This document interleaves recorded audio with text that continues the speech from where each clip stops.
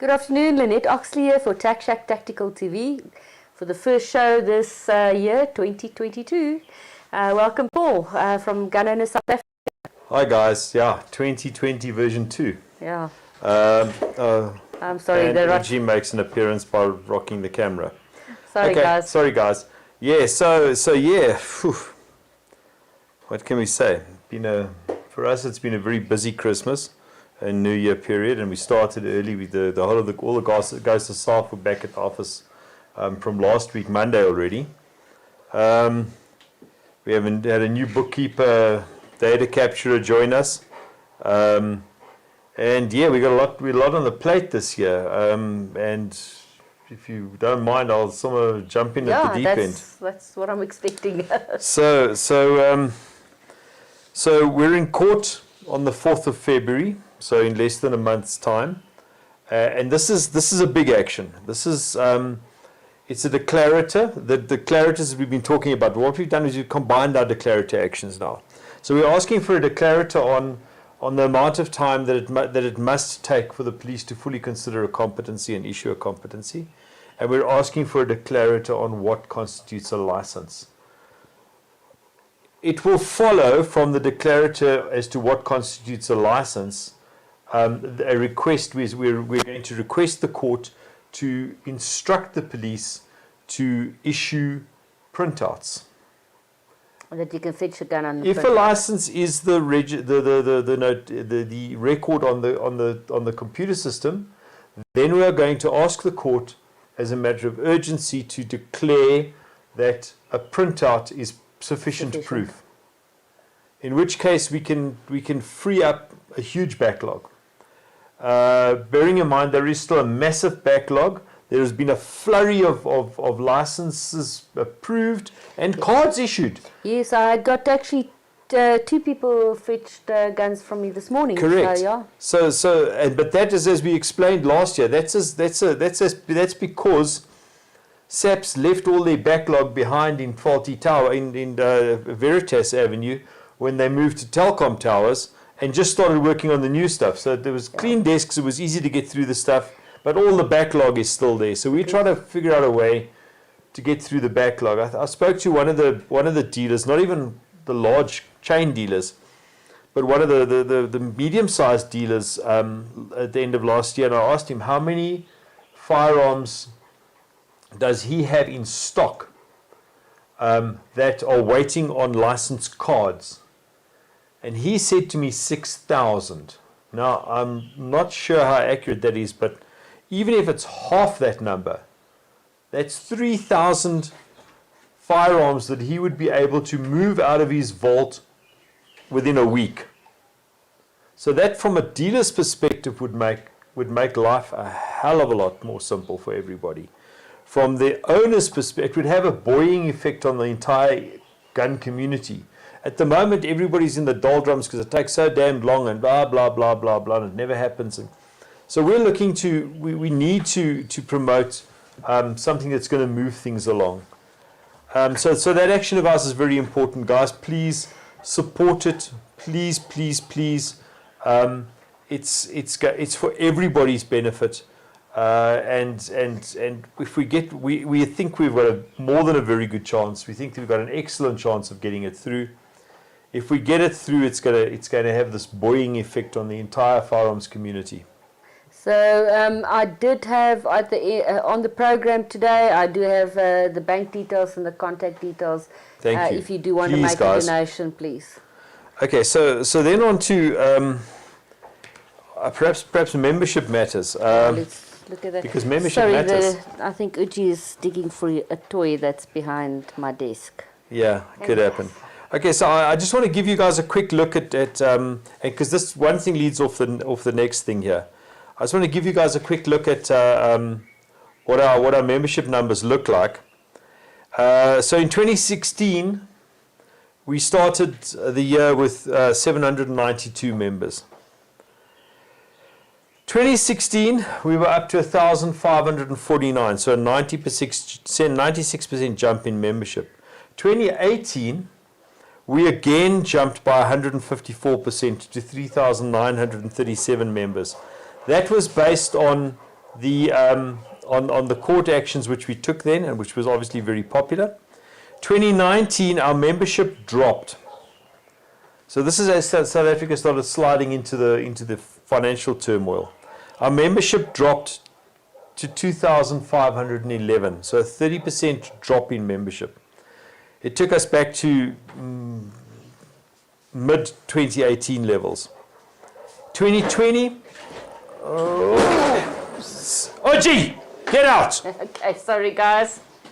Nope. Sorry, he's knocking over the lights and stuff. Out you go. Out, Uchi, out. He's just... No, he's not going to go out. He's going to climb in your lap, Lynette. Okay. Maybe you should just grab him and... well, I don't okay, so Lynette's going to keep Uchi busy. Sorry, guys. All right, sorry, guys. So we suffered a 16% decline in membership in 2020. And given that, so we were down to 2,106 members. But last year, through the second year of COVID, and I think this started picking up in 2020, to be honest, we seem to have reversed our downward slide.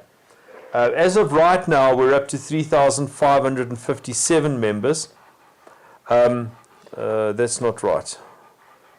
Sorry, hang on. They've cocked this up completely. Okay, they said our total current paid members is 4,625.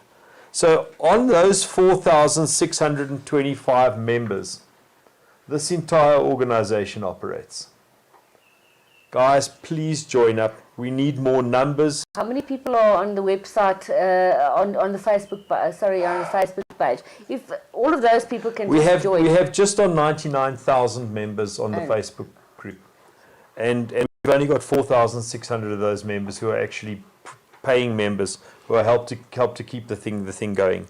It's guys, it's very difficult to sustain it under these conditions.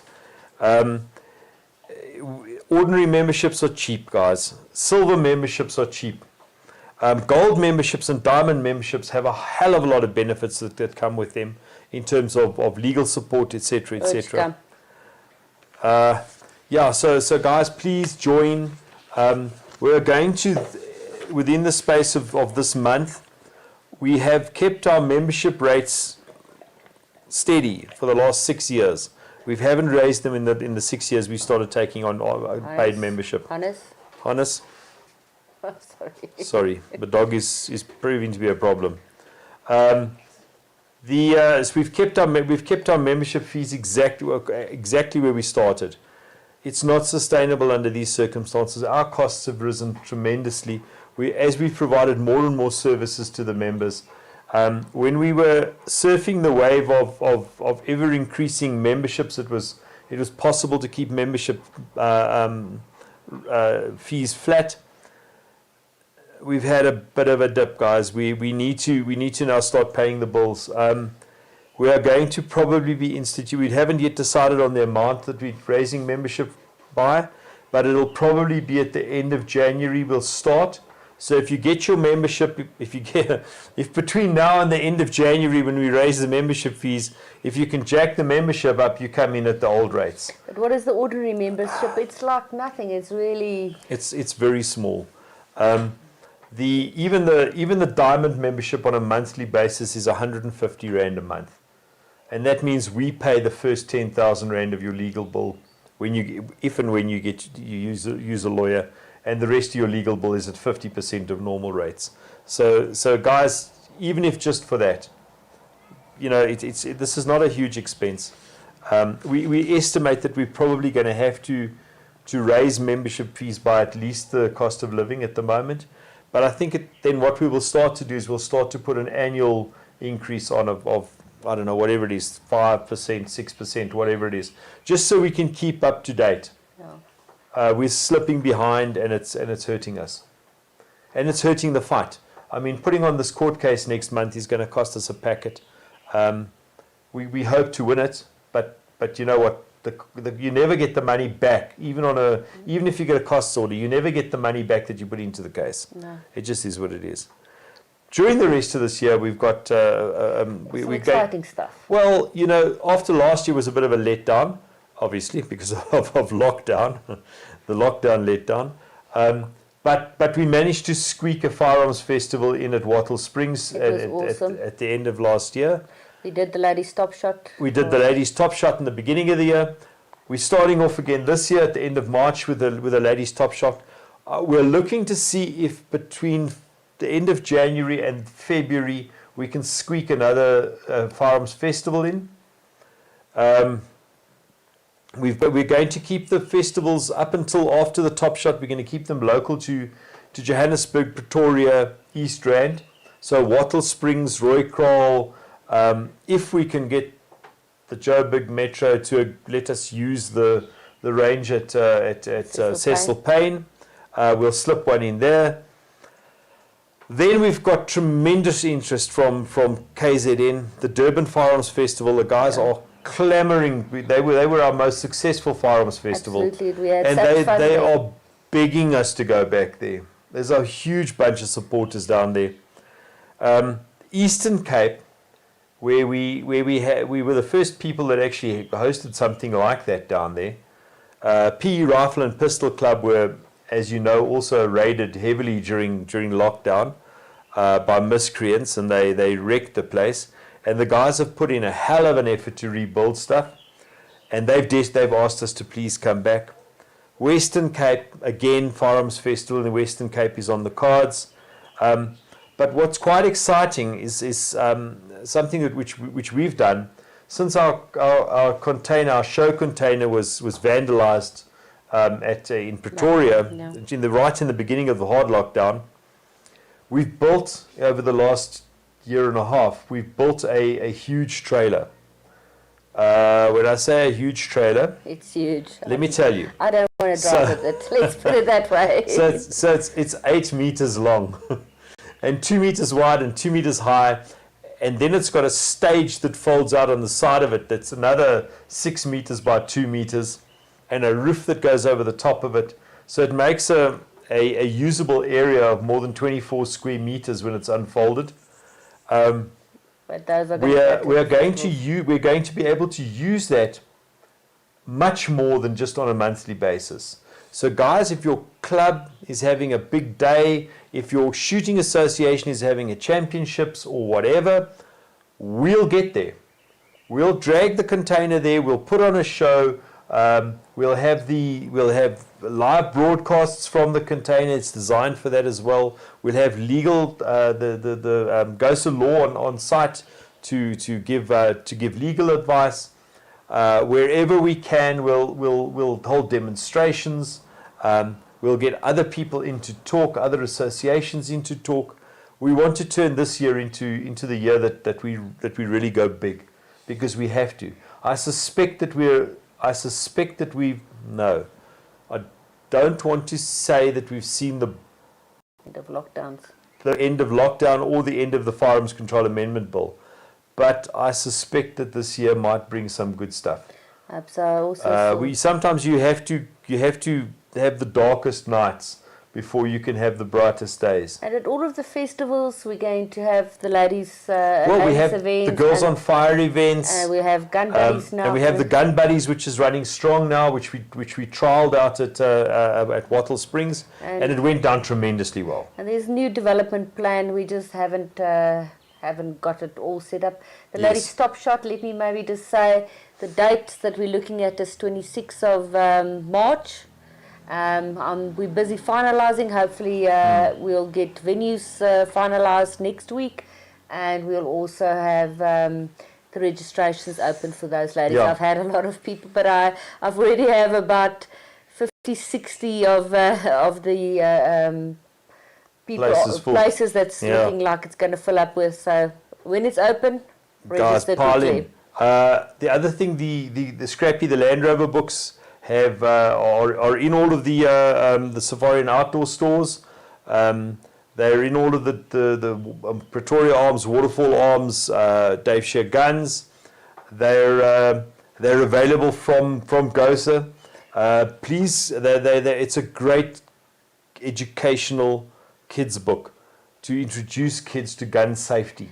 And we're also busy developing a creche for it to go to creches, and Correct. a little program about gun safety, which hopefully we'll have in place if everything goes well by the end of this month. Fantastic. Yeah, so guys, get in touch with the events at gosa.co.za if you want to make bookings for our traveling circus, or if you want to get the Gun Buddies program down to you guys, or the Girls on Fire program, or just to order the Scrappy the Land Rover, the first version of Scrappy the Land Rover.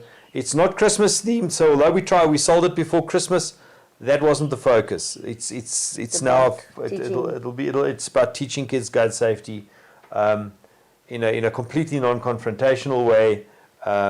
It's first steps, it's baby steps. And you can contact Hannes at events at gosa.co.za or on the GOSA telephone line. If you want to organize smaller events like at creches to introduce gun safety to kids, if you want to have at your club or whatever introduction to handguns from GOSA Girls on Fire, we will have several programs running, and hopefully we'll have some of the smaller events in and around Gauteng again, and hopefully we can have that further afield this year too, because go back to the Western Cape, the container constrained us a lot. Yeah. It forced us to only consider big events, and preferably ones which we had control over. With the trailer, we're much more mobile, even though it's a monster trailer. We can get there. Oh, great. So guys, that's it. Welcome to 2020 version 2. Hopefully it's going to be a good year for shooting. We had our first club shoot from Tack Shack side yesterday, and it's going to be fun this year.